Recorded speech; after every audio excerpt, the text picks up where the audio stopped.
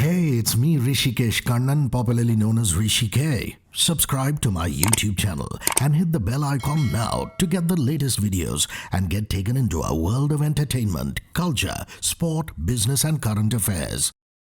Speaking of family, you have a new entrant in Inside Age 3, and that's Akshay. If I'm not mistaken, you guys are cousins. Yeah, man. I've seen the kid literally from diapers up to where he's now a daddy changing diapers. And it's a really proud moment for me because he's such a fine actor. And when he started his career, he went through a really tough time because the first film didn't really do well. And I told him then too that it's got to be your own story, man. You got to build this. I've done it time and time again. I've been through the rise and the fall and the rise and the fall and the rise, up and down again and again. And you got to just hang in there and stay strong. And he did. And today he's super busy. He's doing so well. And big proud moment for me, when I went in to see Inside It season 3 and I was kind of dubbing the last bits and I looked at his scenes and I was like, show me more of Akshay's stuff. And then I got onto a big family WhatsApp chat group and said, so proud of Akshu. He's killed it, He's done really well for himself in the show. Well, I don't know what they feed you Oberois, man, when you're growing up. I fell off my chair. I've met him actually in 2 consecutive weeks because he has 2 shows back to back on other platforms. Right, that's right. And he told me that he was an investment banker, a VC in Wall Street. So I was like, what is it that you Oberois are eating? Because I've always known you to be very smart and well-read. So whatever the Oberois are doing, they're doing right. Yeah, I mean, he's a really bright kid. And, the passion with which he came to pursue this career was unmatched, and his wife Jyoti is amazing as a person. She really stood by him through all the difficult years and was really a pillar of strength to him.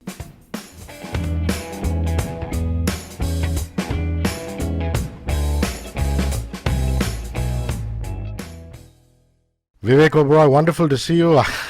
I've been doing this for so many years with you, and each time is such a pleasure. But I never thought there'd come a day when I'll have to start an interview with, have you got both your vaccines? And I hope the family and you are safe and healthy.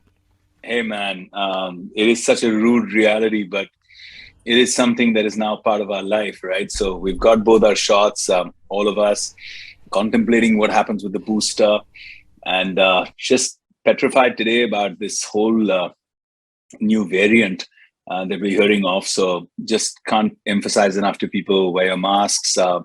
I slip up sometimes too on set, when you're just in a different zone, when you're, shooting, and then people are thinking we're all vaccinated and we all just got tested before coming onto set. But I still think that we need to mask up. We need to do our basics to keep ourselves and our families safe. Some things are very, very karmic. Inside Edge 3, from what the trailer tells me, has a lot to do with an India-Pakistan encounter after 13 years. And here's Vivek Oberoi sitting in an India-Pakistan game in the stands. You couldn't have planned it because, the launch was still a long time away. Knowing you're not a man of machinations and planned moves. You're more of an instinct heart kind of guy.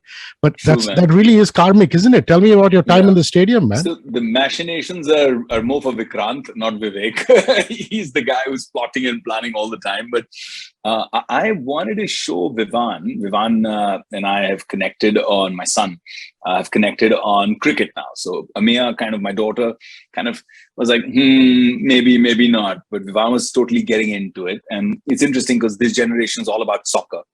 So when he was getting interested in cricket, as a dad, I was like, I have to, I have to bond with my son on this. And I said, let's go watch the T20 World Cup. So we went to watch the World Cup in Dubai. And the first match he sees is an India-Pakistan match, right? The first match he sees live in a stadium.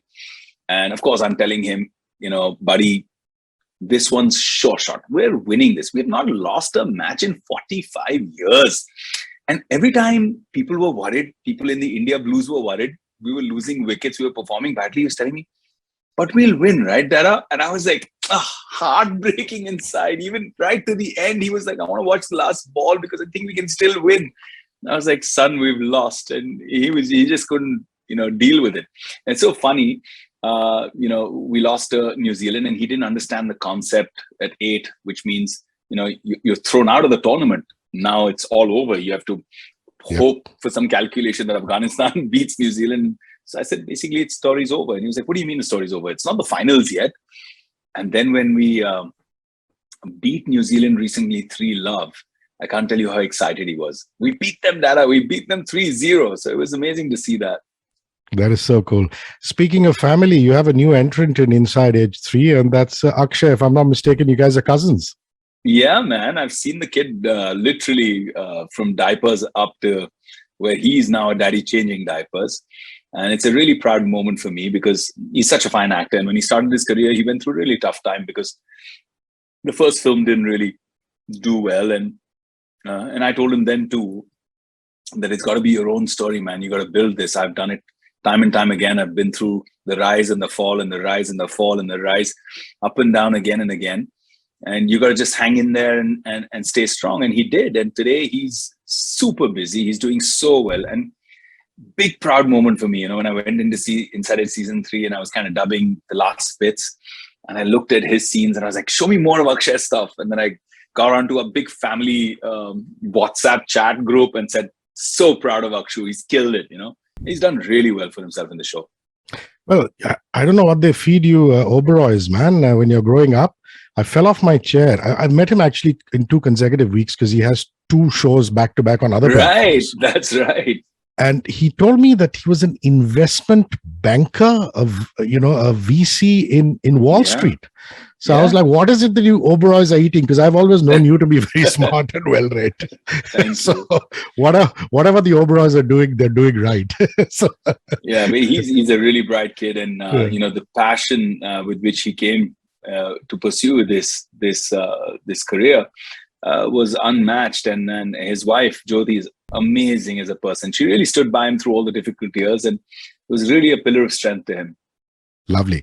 So what always excites me about Inside Edge is, I mean, you might have the alpha males, which in 3's case is Bhai Saab and Vikrant going at each other. There's revenge in the play. And then in the middle of this chauvinistic world, you throw in a woman, which is Richa Chadda. And, she's also up to it. You guys have strike an alliance. So things are about to get murkier. Is that one way to describe the new season? Yeah, that's an interesting way. But the constant effort between, say, Karan Anshuman and I, when we chatted, both of us are all about women empowerment, right? So you know me for so many years, so you know about my project in Vrindavan, about the empowerment of the girl child.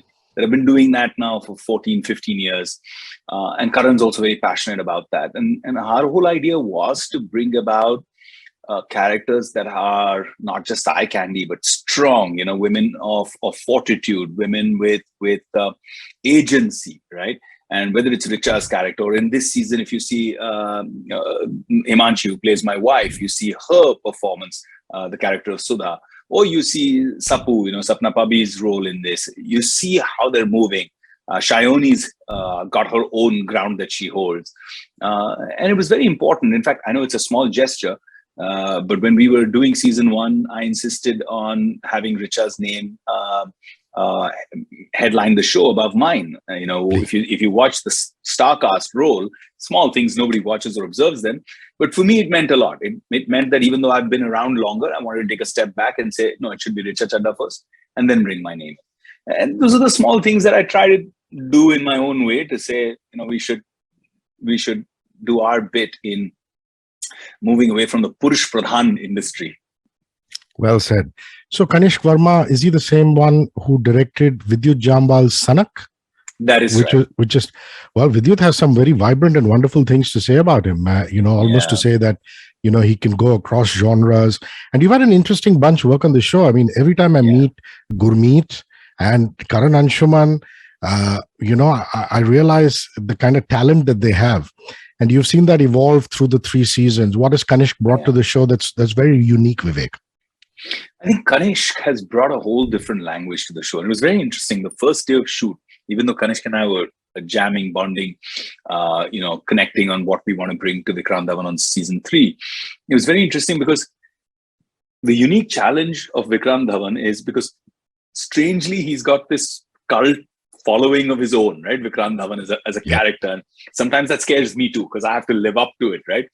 So you have to find a balance between him being Vikrant, which is what people want to see, but also an evolution at the same time. And the fact that you're evolving means you're changing.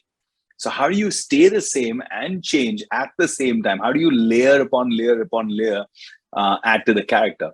So in that process, I remember the first day of shoot, and I kept checking with Kanishka. I was like, am I getting it right? I mean, are you getting that little shift? Are you seeing that calibration? And after every shot I was doing that, and Karan comes up to me and says, bro, it's your third season and his first. It looks like the reverse. Whereas Kanish took to it like a fish to water, man. He was so good. And he brought a whole different language of cinema, that, if you will, that made each character look different because he shot them differently. He saw them differently. And I loved doing that with him. I loved the way he perceived that, along with the DOP, Vivek Shah, was phenomenally talented. Has done a great job. We just talked about Akshay as, one of the new characters who've been slipped in nicely. I believe Sunny Hinduja comes in, Ankur Rathi comes in. It's always nice to have new characters in the mix. Can you just give us a sneak peek of what they're doing, since they're not part of this? Well, it's so difficult to say anything without giving you spoilers. Yeah. And especially when it's a new character coming in, it's kind of exciting to see afresh what they bring, when you watch the show. And it's only a few days away, so I don't want to say much, but what I do want to say is that the process of casting and the process of layering every single character and creating an arc for every single character, no matter how small you may think as an audience they are, has been something that I cannot tell you how much time and effort has been given to. I mean, 6 months, 8 months, they've been cracking the script. Wow. There have been times where I've been frustrated, called up Karan saying, what are you guys writing? Why is it taking so long? Is it the Ramayana or the Mahabharata? That's a really long epistle. But when you see the end result, in fact, when I read the script itself, I was blown. I was like, I called him up immediately and I was like, man, if you had taken an extra 6 months to do this, it would be fine. It's a really well-written script. In my personal opinion, since I've been a part of all three, I think this is the best season. It sounds cliche, but I do feel that. That's wonderful, because things have to get bigger. They have to go up onto another scale, as it were, because audiences are not easy to please these days. And, yeah, absolutely. No matter how many twists and turns you throw in, you've got to ensure that you keep them on their toes. In that aspect, you're having a pretty wonderful time. I mean, I know there's Tamil represent in your life too, because you're half Tamil. But the fact that you're working with the OGs in the Malayalam film industry, it's wonderful to see you with the legend Mohanlal sir. Prithvi is directing you. You're going back to do Kadavu, and I know that Kerala is a place that you simply adore and love. I can see from your Instagram feed that you're so passionate about that. So it's really an interesting phase, isn't it, for you? Absolutely, Rishi. I mean, I thought after I had this phase in my life where I was like, I want to do one film in every language. I want to do one Tamil, one Telugu, one Malayalam, one Kannada. And I did all four and I was like, I'm done. And it was tough because it does put you out of your comfort zone. It's almost like in Hindi, if I was to give you an equivalent, it's like when you're depending on somebody else, it's like when I'm doing an action scene in a harness. So I'm hanging from a crane. That's an interesting analogy. Exactly. And that's the analogy I was sharing with Prithvi. I was like, this is how I feel right now because I'm depending on somebody to translate, sometimes transliterate, and also trying to capture the emotion. So for example, do you do that as you do it in Hindi? Would you do that in Malayalam? They'll be like, nah, we don't do that. So if it's not a part of the cultural context, you got to rewire your brain and go like, okay, how do I work around this? And it keeps you on your toes. It keeps you, on the edge. I was not supposed to do this film. And then I told Prithvi, I'm like, listen, I've signed 2 shows, 4 movies, back-to-back shooting. There's no way I'm going to be able to pull out 26 days. And he was like, do it. Hear the story. And he's a very good narrator. And when he narrated the story to me, I was like, damn, you've got me, you've hooked me now. Now I need to do this role. And that's why Kaduva happened. And parallelly, MX has been very nice. They've adjusted. Anna has been very sweet.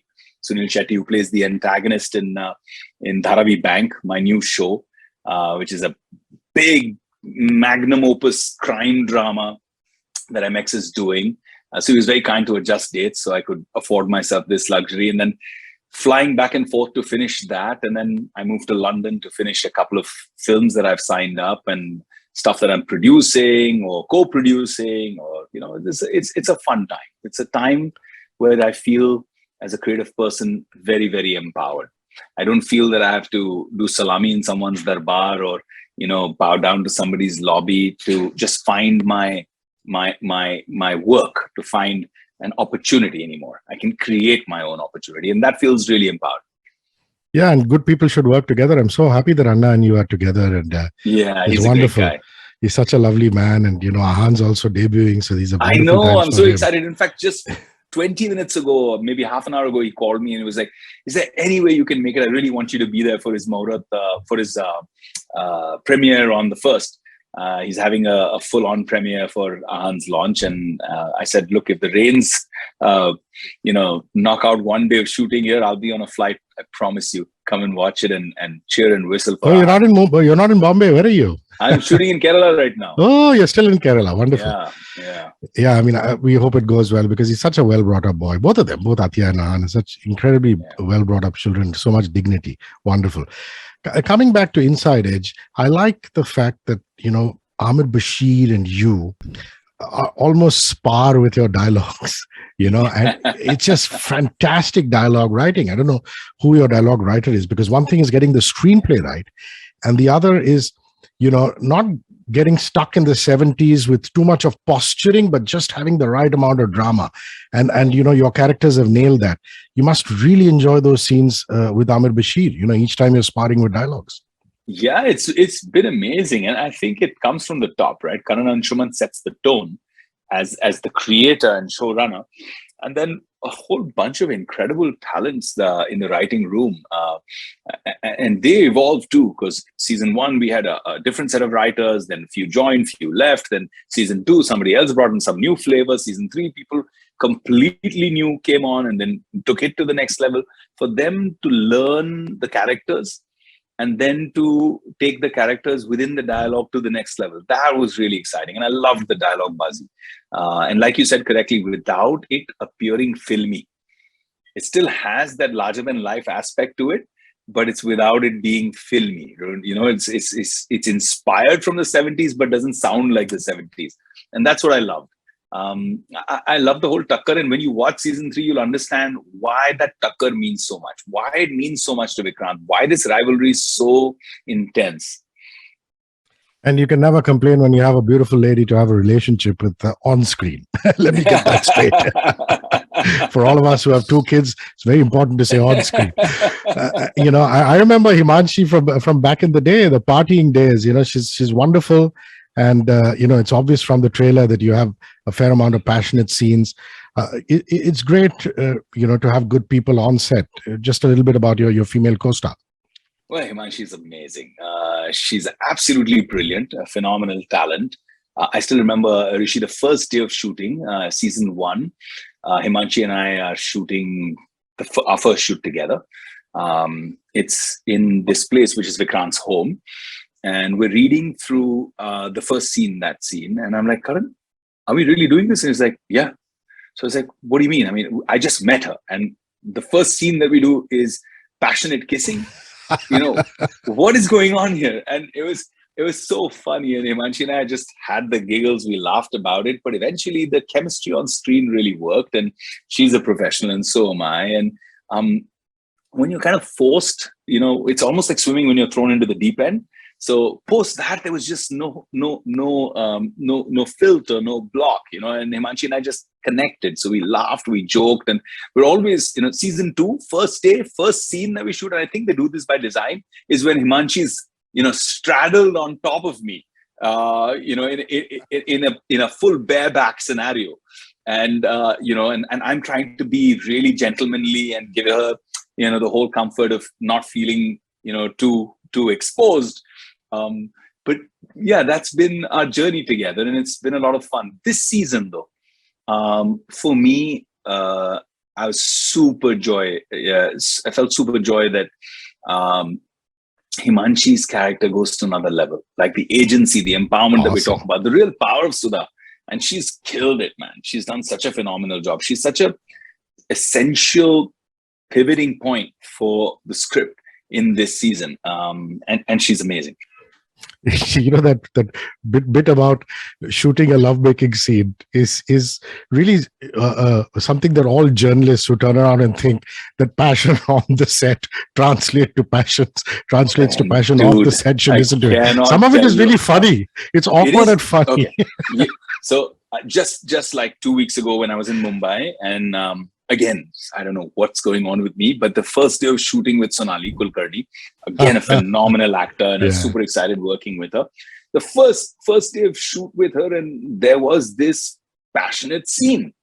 And I'm like, okay, and we're doing this passionate scene. We're in this passionate embrace, and, everything's happening. And okay, the director's talking us through it. The cameras are moving, and, you have to do it time and time again. And still, it shouldn't look like it's mechanical, right? It has to still look like sparks. And at the back, somebody shouting, "Are, idhar se hato, baju hato idhar se. Are, tum field mein aayega. Akal nahi aata tumko."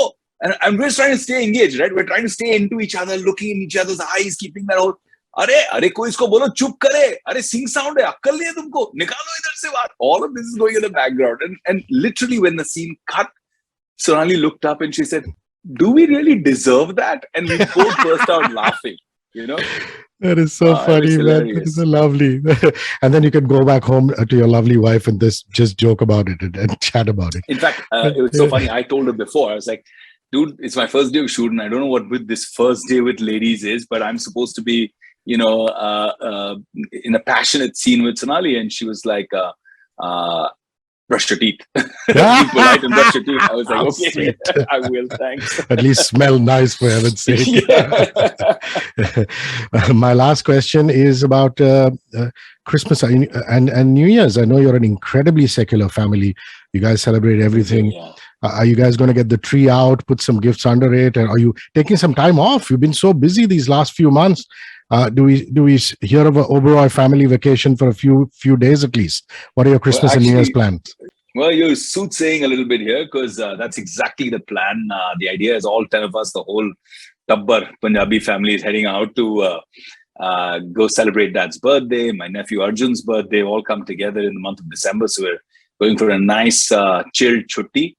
And then post that, it's Christmas, New Year's. And you're absolutely right. I mean, in an atmosphere of a racially charged atmosphere or a religiously charged atmosphere, both of us are all the more careful to bring our kids up the way our parents brought us up, with a very secular, very open mindset, receiving all religions, all festivals, celebrating all of them together. Like we did in my house growing up, every man of the cloth, whatever religion he came from, was given the same amount of respect. So it was always amazing. We celebrated Eid with our friends. We celebrated Christmas. We celebrated Diwali. And that's the way we bring up our children. Actually, Hrishi, it's so funny that HATE is a bad word in our house. Nice. The kids aren't allowed to use it even in casually. Like, they can't say, "Oh, I hate that movie," or "I hated that ice cream," or you're not allowed to say that word, because I really want to shelter them right now and build this nursery of life, build their strength, build their roots more in empathy, in humanity, in principles and values and dignity of what we all should be, ideally. So that idealism is still there, and we're doing our best to keep it going. Lovely. Conversations with you are really enriching, brother. Lots of virtual hugs to you. Hope to see you soon, face to face, and give you a real hug. Take care of yourself. Love to the family. Thanks, Vivek. Likewise, buddy. Take care.